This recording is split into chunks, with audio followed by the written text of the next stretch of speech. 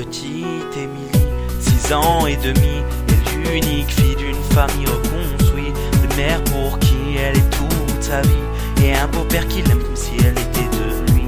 Si gentille, si belle, les yeux qu'on sorcelle, aux yeux de sa mère, elle en était la prunelle. Elle ne pouvait pas vivre l'une sans elle, leur relation était devenue plutôt fusionnelle.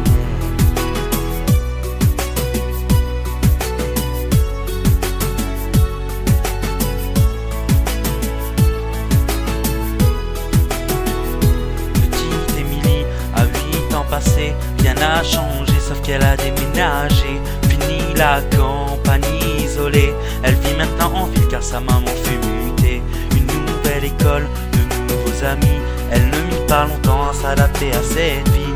Du haut de ses 8 ans, on peut dire qu'elle est ravie, car tout va pour le mieux pour petite Émilie.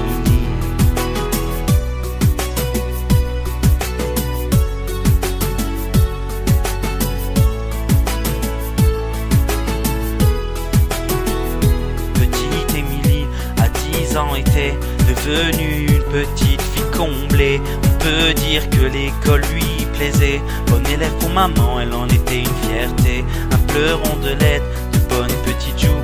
Elle essuie les critiques de quelques jaloux. Devant les profs, ils l'appellent épouve-tout. Mais ce ne sont que des enfants après tout.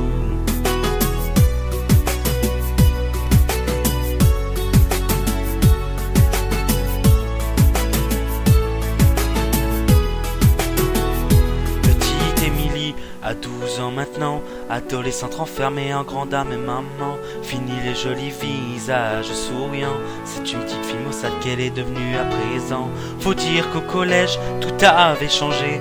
Trop d'élèves ne faisaient que de se moquer. Partout où elle se sentait rejetée, tantôt frappée, tantôt injuriée. Elle se demandait comment faire face. Elle était devenue le souffle-douleur de la classe. Sur les réseaux sociaux, il l'appelait la dégueulasse. Des photos d'elle tournaient montrant son ventre qui dépasse. Ne sachant pas comment faire, ni comment réagir à cet enfer. Par honte et ne voulant pas affoler sa mère, petite Émilie décida de se taire. Mais un soir de décembre, petite Émilie rentra chez elle dénudée. Ses camarades, tous ensemble, avaient enfermé dans le vestiaire pour la toucher. C'en était trop pour elle, trop qu'elle ne puisse encore supporter. Alors elle étendit ses ailes et prit son envol vers la paix.